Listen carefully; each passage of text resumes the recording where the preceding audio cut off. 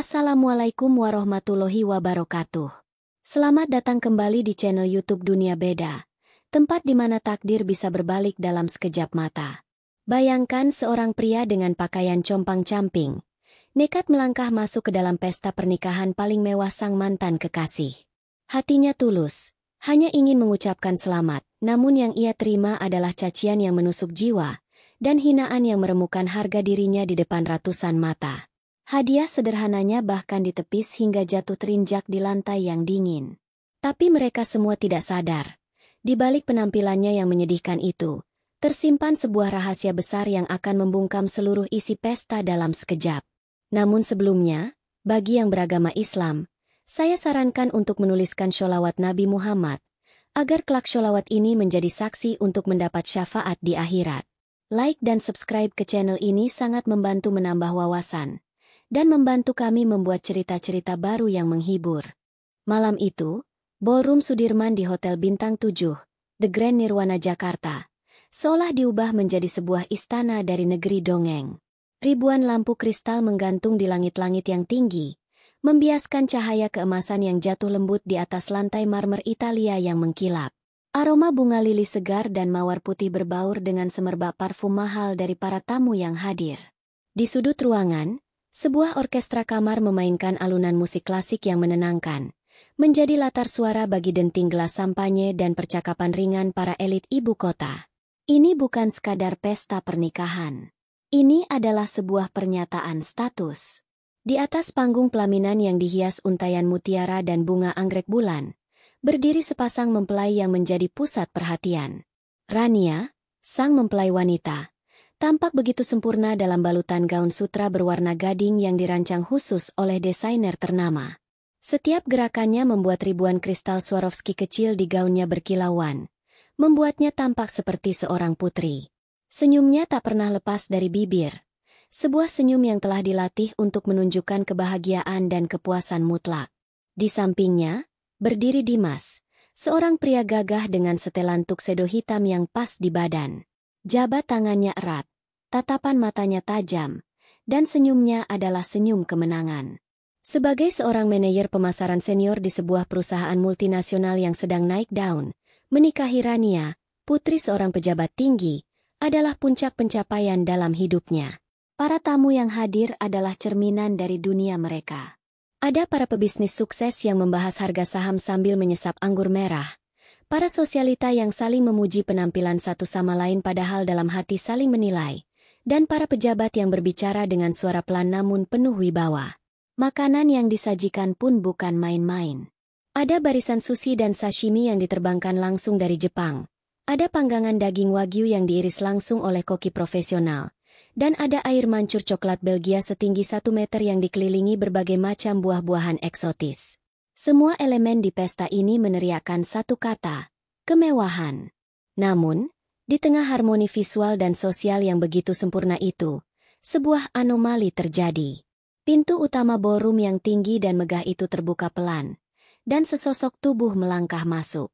Sosok itu begitu kontras dengan segala yang ada di dalam ruangan, seolah sebuah noda tinta hitam yang jatuh di atas kanvas putih bersih. Dia adalah seorang pria. Pakaiannya adalah sebuah kemeja flanel kotak-kotak yang warnanya sudah sedikit pudar, dengan lengan yang digulung hingga ke siku. Celana jeansnya tampak sudah sering dipakai. Warnanya membiru pudar dengan sedikit sobekan di bagian lutut, sobekan yang jelas bukan bagian dari mode. Rambutnya yang sedikit panjang tampak acak-acakan, masih sedikit lembab seolah baru saja terkena keringat setelah perjalanan jauh. Pria itu berhenti sejenak di dekat pintu. Matanya menyapu seluruh ruangan dengan tatapan yang tenang, seolah mencoba menyerap semua kemegahan yang ada di hadapannya. Wajahnya tampak sangat lelah. Ada sedikit debu yang menempel di pipinya, namun sorot matanya tajam dan fokus. Dia tidak tampak minder atau takut, hanya berbeda. Sepatu ketsnya yang usang dan kotor meninggalkan jejak samar di atas lantai marmer yang seharusnya steril. Kehadirannya yang ganjil itu awalnya tidak disadari. Namun seperti riak air, perlahan tapi pasti mulai menarik perhatian. Seorang wanita parubaya yang mengenakan kalung berlian menyikut suaminya. "Lihat itu, Mas, siapa dia berani sekali masuk ke sini?" Bisiknya dengan nada tidak suka. Suaminya hanya melirik sekilas dan mendengus. Paling salah masuk. Sebentar lagi juga diusir petugas. Di meja lain, sekelompok anak muda yang merupakan teman-teman Dimas mulai tertawa kecil. Itu siapa? Dim? Teman lama dari kampung halaman. Ledek salah satu dari mereka. Yang lain menimpali. Wah, seleramu sebelum kenal Rania unik juga ya, hahaha. Bisikan-bisikan itu mulai menyebar. Tatapan yang tadinya penuh kekaguman pada pesta, kini beralih menjadi tatapan aneh, sinis, dan merendahkan yang tertuju pada satu titik. Pria itu tampaknya tidak peduli, atau mungkin sudah terbiasa. Dia mulai melangkah perlahan, bukan ke arah meja prasmanan yang penuh makanan lezat, melainkan berjalan lurus, menyusuri tepi ruangan, matanya tertuju lurus ke satu arah. Panggung pelaminan. Setiap langkah yang dia ambil seolah meninggalkan jejak keheningan di belakangnya. Para tamu yang dilewatinya spontan berhenti berbicara, hanya untuk kembali berbisik setelah dia lewat. Suasana yang tadinya hangat dan akrab, kini mulai terasa dingin dan canggung. Kehadiran satu orang dengan penampilan yang tidak sesuai, ternyata cukup untuk merusak ilusi kesempurnaan yang telah dibangun dengan biaya miliaran rupiah. Dua pria berbadan tegap dengan seragam safari hitam dan alat komunikasi di telinga mereka akhirnya menyadari anomali ini. Mereka saling berpandangan sejenak, mengangguk, lalu mulai bergerak membelah kerumunan. Dengan satu tujuan yang jelas, pria lusuh yang kini berdiri diam di dekat salah satu pilar utama. Langkah kaki kedua petugas keamanan itu berat dan mantap. Seolah setiap jejaknya di atas lantai marmer meninggalkan bekas tak terlihat. Mereka berhenti tepat di hadapan Banyu, membentuk formasi yang secara halus mengisolasinya dari kerumunan lain. Pria yang berdiri di sebelah kanan, yang memiliki bekas luka tipis di alisnya, berdeham pelan untuk menarik perhatian Banyu yang masih menatap ke arah pelaminan. "Maaf, Pak," ucapnya dengan suara datar namun tegas. "Acara ini bersifat privat dan hanya untuk tamu dengan undangan resmi. Bisa kami lihat undangan Anda?" Permintaan itu terdengar sopan, namun nadanya tidak menyisakan ruang untuk negosiasi. Itu adalah perintah yang dibungkus dalam bentuk pertanyaan. Semua mata kini tertuju pada mereka. Musik orkestra sudah benar-benar berhenti, menyisakan keheningan yang tegang, hanya dipecah oleh bisikan-bisikan yang semakin berani. Banyu menoleh, menatap kedua petugas itu dengan tenang. Tidak ada rasa takut di matanya. Yang ada hanyalah kelelahan yang mendalam. "Saya tidak membawa undangan fisik," jawabnya jujur. Suaranya terdengar jelas di tengah keheningan. "Nama saya Banyu. Saya diundang secara lisan oleh mempelai wanita, Rania." Mendengar nama Rania disebut, petugas itu saling berpandangan. Salah satunya berbicara ke alat komunikasi di pergelangan tangannya dengan suara sangat pelan. Setelah beberapa detik, dia menggeleng. "Maaf, Pak, nama Anda tidak ada dalam daftar tamu yang kami pegang. Kami harus meminta Anda untuk meninggalkan ruangan ini secara sukarela." Keributan kecil itu akhirnya sampai ke telinga sang raja sehari. Dimas, yang sedang tertawa bersama ayah Rania, mengerutkan keningnya. Wajahnya yang tadinya cerah berubah kesal karena merasa pestanya yang sempurna terganggu. Dengan langkah lebar dan penuh percaya diri, ia turun dari panggung pelaminan, diikuti oleh Rania yang tampak cemas. "Ada apa ini ribut-ribut?" tanya Dimas dengan suara keras, sengaja agar semua orang mendengar. Matanya langsung tertuju pada Banyu, dan seketika itu juga, ekspresi kesal di wajahnya berubah menjadi ekspresi jijik yang tidak disembunyikan. "Oh!" desisnya sinis. "Ternyata kamu, Banyu. Aku hampir tidak mengenalimu." Dimas memutari Banyu, memandangnya dari ujung rambut sampai ujung kaki seperti sedang menilai barang rusak. "Berani sekali kamu datang ke sini. Dengar semuanya," serunya kepada para tamu yang kini menonton seperti sedang menyaksikan pertunjukan. "Pria gembel ini mengaku diundang ke pesta kita. Hahaha." Tawa Dimas meledak, diikuti oleh tawa beberapa temannya. "Kamu pikir ini warung kopi pinggir jalan tempatmu biasa nongkrong?" lanjut Dimas. Wajahnya kini berjarak hanya beberapa senti dari wajah Banyu. "Lihat penampilanmu. Kamu datang ke sini mau apa? Mau minta sedekah? Atau mau pamer pada Rania kalau kamu sekarang sudah sukses menjadi gelandangan? Setiap kata yang keluar dari mulut Dimas adalah sebuah cambuk. Banyu hanya diam. Rahangnya sedikit mengeras. Namun ia tidak membalas. Matanya tidak lagi menatap Dimas, melainkan mencari sosok Rania yang berdiri di belakang suaminya. Rania akhirnya melangkah maju. Wajahnya pucat pasi. Bibirnya bergetar. Dia tidak bisa menahan rasa malu yang luar biasa. Baginya, kehadiran Banyu dengan penampilan seperti itu adalah sebuah penghinaan terbesar. Sebuah pengingat akan masa lalunya yang ingin ia kubur dalam-dalam. Banyu. Suaranya lirih, bergetar antara marah dan memohon. Kenapa? Kenapa kamu melakukan ini padaku? Di hari pernikahanku. Air mata mulai menggenang di pelupuk matanya. Aku mohon pergilah. Jangan buat aku semakin malu. Jangan rusak hari paling bahagia dalam hidupku ini.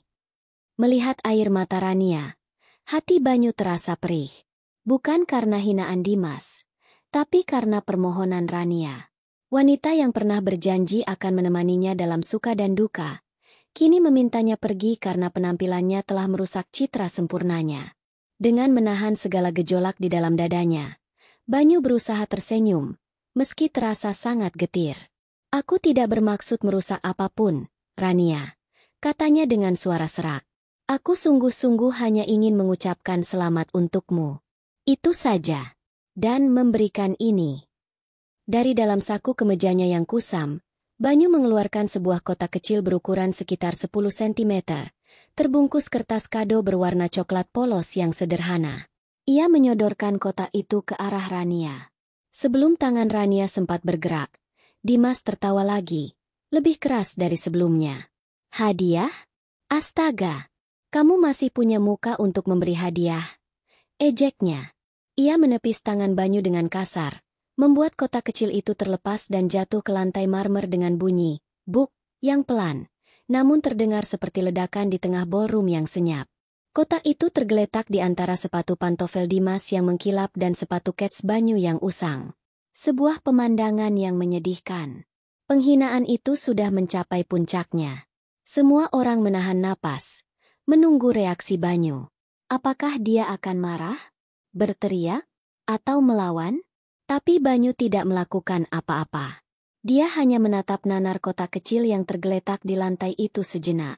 Kemudian, ia mengangkat kepalanya, menatap lurus ke dalam mata Rania. Di matanya tidak ada lagi kehangatan. Yang tersisa hanyalah kekecewaan yang begitu dalam, sedalam samudra. Keheningan itu terasa lebih menyakitkan daripada teriakan manapun. Dengan satu isyarat dagu dari Dimas yang sudah muak, kedua petugas keamanan itu melangkah maju. Tangan mereka yang kekar kini siap mencengkeram lengan Banyu untuk menyeretnya keluar dari surga dunia yang bukan tempatnya. Tangan kekar petugas keamanan itu hanya berjarak 1 senti dari lengan kemeja Banyu yang kusam. Waktu seolah melambat. Di mata Banyu, ia bisa melihat pantulan wajah Dimas yang tersenyum penuh kemenangan, wajah Rania yang basah oleh air mata penolakan, dan puluhan pasang mata lain yang menatapnya dengan campuran rasa kasihan dan cemoohan. Inilah puncak dari penghinaan itu. Momen di mana ia akan diseret keluar seperti sampah yang mengotori pesta. Ia sudah siap. Ia sudah pasrah. Namun, tepat saat ujung jari petugas itu menyentuh kain kemejanya, sebuah teriakan panik dan berwibawa membelah keheningan yang mencekam. Tunggu! Jangan sentuh dia! Suara itu begitu keras, penuh otoritas, dan syarat dengan kepanikan yang tulus. Semua orang sontak menoleh ke sumber suara. Dari arah pintu masuk VIP, seorang pria tua berusia akhir 60-an tahun, berlari tergesa-gesa. Pria itu sangat dikenal oleh kalangan elit yang hadir. Beliau adalah Bapak Hartono, seorang konglomerat senior, pemilik jaringan retail raksasa, dan yang paling penting, mentor bisnis sekaligus atasan langsung dari ayah Dimas. Setelan jasnya yang dijahit khusus tampak sedikit berantakan. Wajahnya yang biasanya tenang kini pucat pasi, dan napasnya terengah-engah. Ia berlari kecil, tidak memedulikan para tamu penting yang menyapanya. Matanya hanya tertuju pada satu orang, Banyu. Dengan napas yang masih memburu, Pak Hartono berhasil menembus kerumunan dan berhenti tepat di depan Banyu. Para petugas keamanan yang tadinya hendak bertindak kasar, seketika membeku melihat kedatangan pria paling dihormati di ruangan itu. Apa yang terjadi selanjutnya adalah sebuah pemandangan yang akan terpatri selamanya dalam ingatan setiap orang yang menyaksikannya.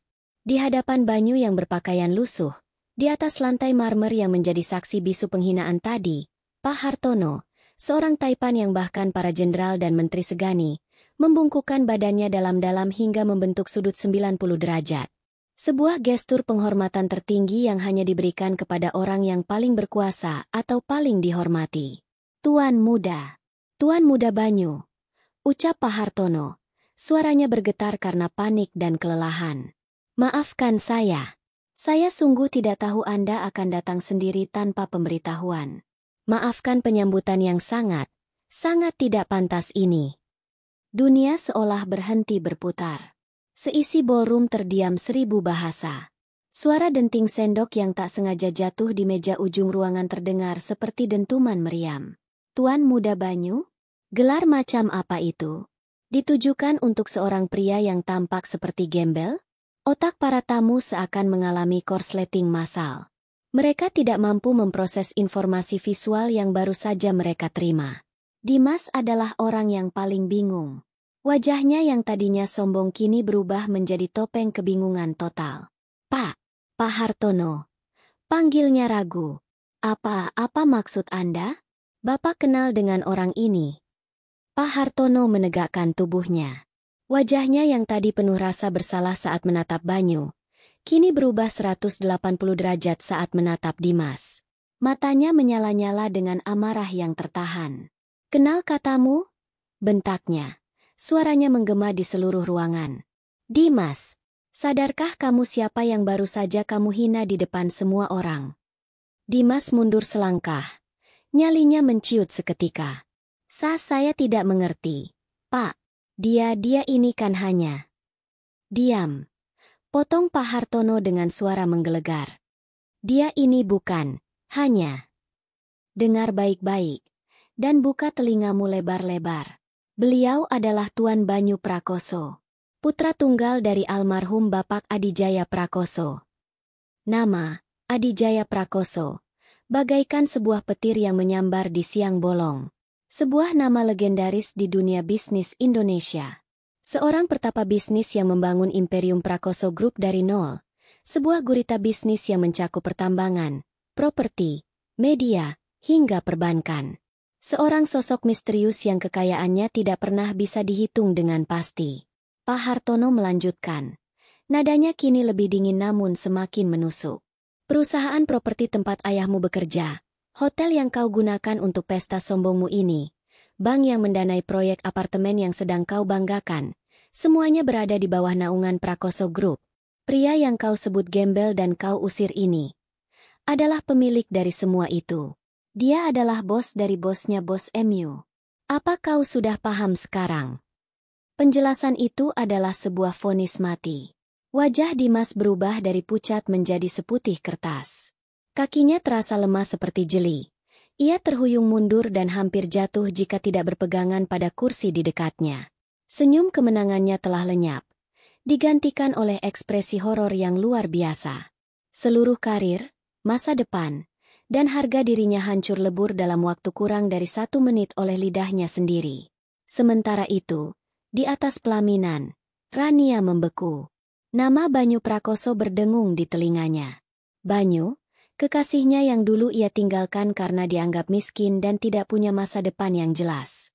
Banyu yang selalu hidup sederhana, yang lebih suka mengajaknya makan di warung tenda daripada di restoran mahal, yang motor tuanya sering mogok.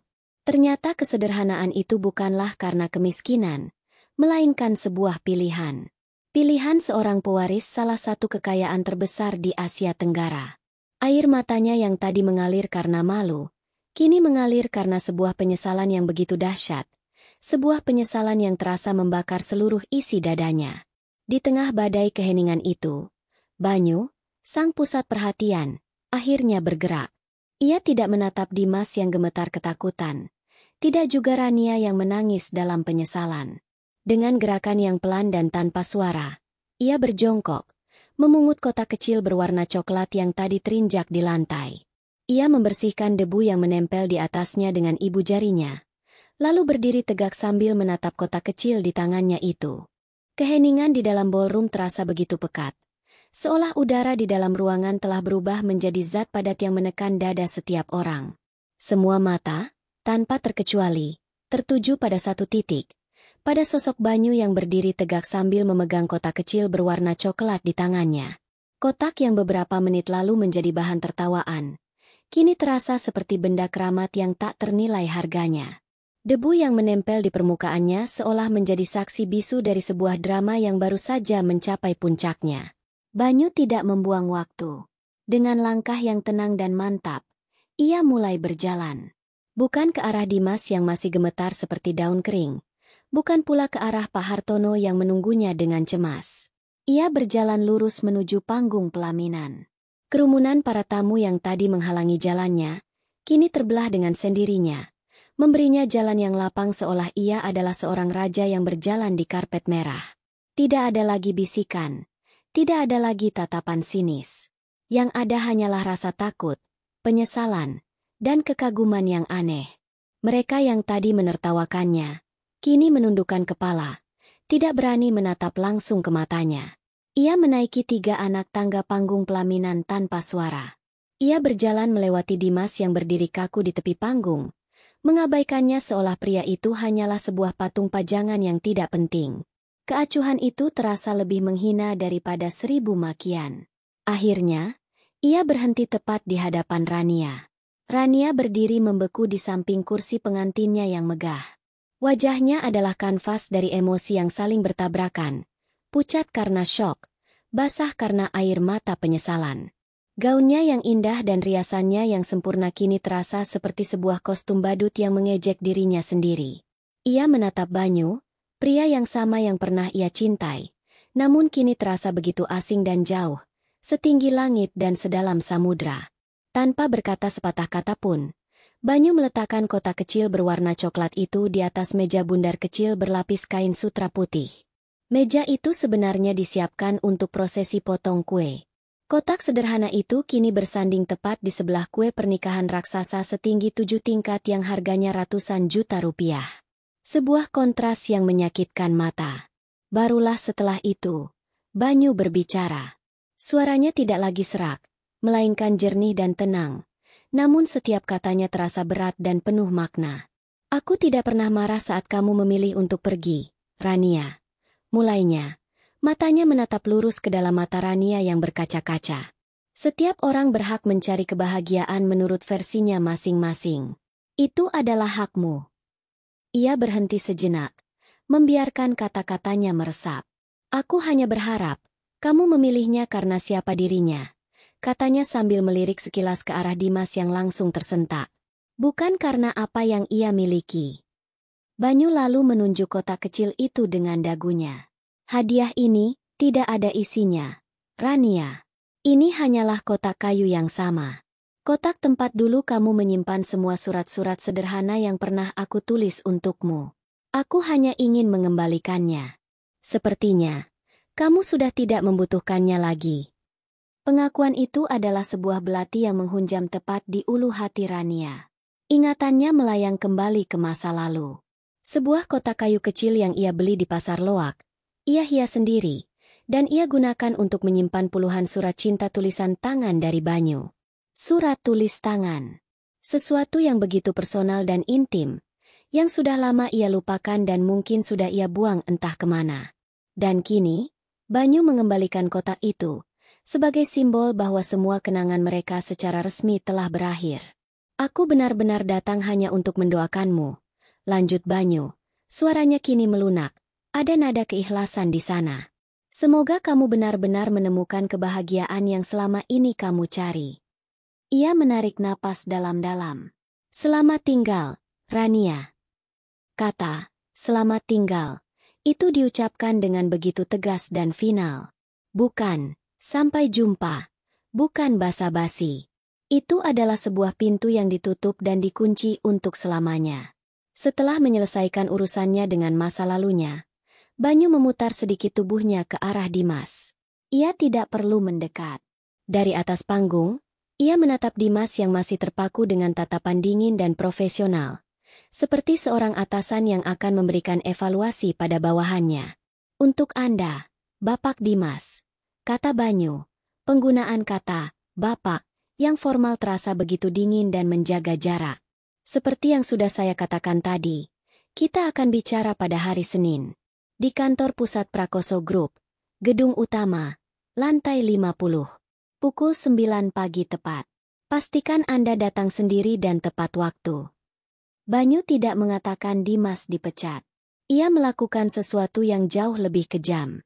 Ia membiarkan Dimas tergantung dalam ketidakpastian dan rasa takut yang luar biasa selama 2 hari ke depan. Akhir pekan yang seharusnya menjadi bulan madu yang indah, kini akan menjadi neraka penantian vonis bagi Dimas. Selesai. Tidak ada lagi yang perlu dikatakan. Banyu berbalik badan, memunggungi pasangan pengantin yang dunianya baru saja ia hancurkan tanpa mengangkat suara sedikit pun. Ia menuruni panggung dengan langkah yang sama tenangnya seperti saat ia datang. Pak Hartono, dengan sigap, langsung berjalan beberapa langkah di belakangnya, mengawalnya dengan penuh hormat. Saat Banyu berjalan menuju pintu keluar, tidak ada satu orang pun yang berani menghalangi jalannya. Mereka semua menyingkir, memberinya jalan lebih lapang dari sebelumnya. Pintu ballroom yang megah itu dibukakan oleh petugas keamanan yang tadi hendak menyeretnya. Banyu melangkah keluar tanpa menoleh ke belakang sedikit pun. Pintu berat itu kemudian tertutup pelan, meninggalkan keheningan yang memekakan telinga, dan sebuah pesta pernikahan yang telah berubah menjadi sebuah pemakaman bagi harga diri dan masa depan seseorang. Pintu kayu jati yang berat itu tertutup dengan bunyi, klak, yang pelan, namun terdengar seperti suara palu hakim yang menjatuhkan vonis di dalam ballroom yang sunyi senyap. Kepergian Banyu tidak meninggalkan kekosongan, sebaliknya, ia meninggalkan sebuah kepadatan yang menyesakan. Udara yang tadinya terasa ringan oleh tawa dan sampanye, kini terasa berat oleh rasa malu, takut, dan penyesalan yang tak terucap. Pesta telah usai. Bukan karena waktunya habis, tetapi karena jiwanya telah direnggut pergi.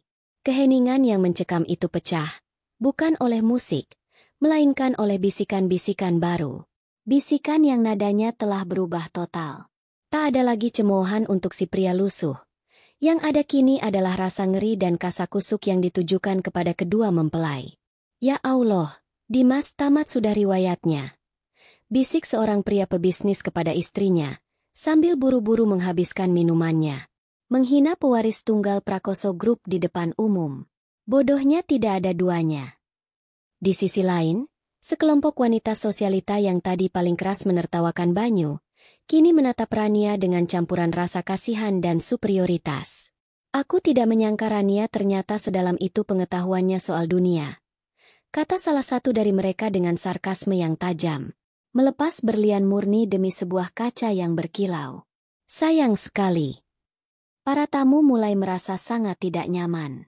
Suasana yang tadinya meriah kini terasa seperti berada di rumah duka. Satu persatu dari mereka mulai pamit undur diri. Mereka mendekati orang tua mempelai, mengucapkan selamat dengan canggung, lalu bergegas pergi dengan berbagai alasan. Maaf, Bapak, Ibu, kami harus segera pulang, sudah malam. Atau, ada urusan mendadak yang tidak bisa ditinggal. Mereka semua ingin segera lari dari medan bencana sosial itu. Di tepi panggung, Dimas masih berdiri seperti patung lilin yang mulai meleleh. Wajahnya basah oleh keringat dingin. Setelan tuxedo mahalnya kini terasa seperti baju tahanan yang mencekik lehernya. Di dalam kepalanya, kalimat Banyu terus terngiang seperti kaset rusak. Kantor pusat Prakoso Group. Lantai 50 jam 9 pagi. Setiap kata adalah paku yang menancap di peti mati karirnya. Ia tidak hanya akan kehilangan pekerjaan. Ia akan masuk daftar hitam di seluruh dunia bisnis. Namanya akan menjadi lelucon. Reputasinya hancur. Tiba-tiba, sebuah cengkeraman kuat mendarat di bahunya. Itu adalah ayah Rania, seorang pejabat tinggi yang wajahnya kini merah padam karena amarah yang ditahan. Dimas, desisnya dengan suara rendah namun penuh ancaman, agar tidak didengar banyak orang. Apa yang sudah kamu perbuat? Kamu tidak hanya mempermalukan dirimu sendiri, tapi kamu telah menyeret nama keluarga saya ke dalam lumpur ini. Kamu menghancurkan segalanya. Dimas hanya bisa tergagap. Saya tidak tahu, Pak. Ketidaktahuanmu adalah bencana, bentak mertuanya, sebelum meninggalkannya begitu saja untuk menenangkan kolega-koleganya yang tampak syok. Sementara itu, di atas panggung yang terasa begitu luas dan sepi, Rania akhirnya bergerak. Pandangannya kosong, tertuju pada satu benda di atas meja. Kotak kayu kecil berwarna coklat. Dengan tangan yang gemetar hebat, ia mengulurkan tangannya dan menyentuh permukaan kayu yang sedikit kasar itu. Seketika, sebuah sengatan listrik kenangan menjalari seluruh tubuhnya. Ingatan-ingatan yang telah ia kubur dalam-dalam kini meledak keluar tanpa bisa dibendung. Ia teringat sore itu, di sebuah kedai kopi kecil di bilangan Tebet, saat Banyu memberikan kotak ini untuk pertama kalinya. Ini istana untuk semua cerita kita, ya, kata Banyu sambil tersenyum, senyum tulus yang kini terasa begitu mahal. Ia teringat malam-malam ketika Banyu menulis surat untuknya di bawah temaram lampu jalan, karena listrik di kamar kosnya yang sempit sedang padam. Ia teringat tawa mereka yang lepas saat kehujanan di jalan, berbagi sebungkus nasi goreng, sebuah kebahagiaan sederhana yang kini ia sadari tidak akan pernah bisa ia beli dengan uang Dimas atau kemewahan apapun. Dengan air mata yang kembali mengalir deras, Rania membuka tutup kotak itu. Kosong. Benar-benar kosong. Tidak ada surat, tidak ada kenangan, hanya ruang hampa. Kekosongan di dalam kotak itu adalah cerminan sempurna dari kekosongan di dalam hatinya sekarang. Ilusi kebahagiaan yang ia bangun dengan susah payah, istana pasir yang ia kira adalah benteng yang kokoh, telah runtuh diterjang ombak kenyataan. Ia jatuh terduduk di kursi pengantinnya yang megah. Gaunnya yang mahal tergerai tak beraturan di lantai. Ia tidak bisa lagi menahannya. Sebuah isak tangis yang pilu dan menyayat hati akhirnya pecah dari bibirnya. Bukan lagi tangisan karena malu, melainkan tangisan karena kehilangan yang mutlak dan takkan pernah bisa kembali. Ia menangis sejadi-jadinya, tidak peduli lagi pada puluhan pasang mata yang masih tersisa, tidak peduli pada riasannya yang luntur, tidak peduli pada pesta impiannya yang kini telah menjadi mimpi buruk terbesarnya. Di tengah reruntuhan pesta impiannya yang berharga miliaran rupiah itu, Rania hanya bisa memeluk erat kotak kayu kosong itu ke dadanya, seolah di dalamnya masih tersimpan sisa-sisa kehangatan dan kebahagiaan sejati yang telah ia buang dengan kedua tangannya sendiri. Senin pagi. Udara di Jakarta terasa berat oleh polusi dan kesibukan. Di lantai 50 gedung Prakoso Group, suasana terasa sangat berbeda. Hening, dingin, dan megah. Jendela-jendela kaca raksasa setinggi ruangan menyajikan pemandangan seluruh kota yang terhampar di bawah, membuat gedung-gedung pencakar langit lainnya tampak seperti miniatur. Disinilah, di puncak dunia, Dimas menunggu nasibnya. Ia duduk di sofa kulit yang empuk di lobi pribadi, namun tubuhnya terasa kaku seperti kayu. Ia tidak tidur selama 2 hari. Wajahnya pucat dan matanya cekung. Setelan mahal yang ia kenakan terasa seperti kostum pinjaman yang kebesaran. Seorang asisten wanita yang sangat rapi mempersilakannya masuk ke sebuah ruangan. Ruangan itu bukan seperti kantor yang ia bayangkan. Tidak ada meja direktur raksasa yang penuh tumpukan dokumen. Ruangan itu luas, minimalis, dengan beberapa lukisan seni modern di dindingnya. Di dekat jendela kaca, berdiri seorang pria menatap keluar. Banyu. Hari ini, ia mengenakan kemeja polo sederhana berwarna biru tua dan celana katun. Bersih, rapi, namun tetap bersahaja. Selamat pagi, Pak Dimas. Sapa Banyu tanpa menoleh. Suaranya yang tenang memantul di ruangan yang senyap. Dimas menelan ludah. Selamat pagi, Tuan Banyu. Jawabnya dengan suara gemetar. Banyu akhirnya berbalik. Ia menatap Dimas dengan tatapan yang datar. Sulit dibaca. Saya sudah membaca seluruh rekam jejak Anda semalam. Secara profesional di atas kertas, kinerja Anda untuk perusahaan cukup baik, katanya. Secercah harapan tipis menyelinap di hati Dimas. Namun, lanjut Banyu, karakter adalah fondasi utama di semua lini bisnis Prakoso Group. Integritas, kerendahan hati, dan cara seseorang memperlakukan orang lain terutama mereka yang dianggapnya tidak selevel. Seseorang yang menilai orang lain hanya dari penampilan luarnya, dan merasa berhak menghina orang yang dianggapnya lebih rendah, tidak memiliki tempat di struktur pimpinan kami. Harapan Dimas langsung padam. Ia menunduk, siap menerima vonis pemecatan. Anda tidak saya pecat. Kepala Dimas sontak terangkat. Matanya menatap tak percaya. Memecat Anda adalah jalan termudah, kata Banyu sambil berjalan pelan mendekatinya. Itu tidak akan mengajarkan apa-apa. Saya akan memindahkan Anda. Ada proyek pembangunan jembatan dan beberapa sekolah darurat di desa terpencil di pedalaman Kalimantan Timur. Sebuah daerah yang sulit dijangkau sinyal telepon, apalagi kemewahan. Anda akan saya tugaskan di sana sebagai kepala mandor proyek. Selama 2 tahun. Dimas membeku. Kalimantan? Desa terpencil? Anda akan bekerja di bawah terik matahari. Lanjut Banyu, seolah bisa membaca pikiran Dimas. Anda akan makan bersama para kuli bangunan. Anda akan tidur di barak sederhana. Tanpa fasilitas mewah, tanpa bonus, tanpa mobil perusahaan. Anda hanya akan menerima gaji pokok sesuai standar upah minimum di sana. Anggap saja ini program pelatihan karakter untuk Anda. Siapa tahu, setelah 2 tahun, Anda bisa belajar menjadi manusia yang lebih baik. Surat keputusan dan tiket keberangkatan Anda akan dikirim ke email Anda siang ini. Tidak ada ruang untuk negosiasi. Itu adalah sebuah keputusan final yang lebih telak daripada pemecatan. Banyu tidak menghancurkan hidup Dimas. Ia memberinya kesempatan untuk membangun kembali hidupnya dari nol, dari titik terendah. Dimas hanya bisa mengangguk pasrah. Seluruh kesombongannya telah luntur tak bersisa. Di tempat lain, di sebuah rumah mewah di kawasan Pondok Indah, Rania menatap pantulan dirinya di cermin. Pernikahannya batal. Keluarga Dimas maupun keluarganya sepakat bahwa melanjutkan hubungan itu adalah sebuah aib yang tidak tertanggungkan. Teman-teman sosialitanya menjauh.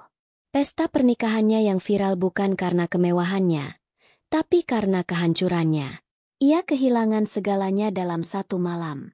Di atas meja riasnya, tergeletak sebuah kotak kayu kosong.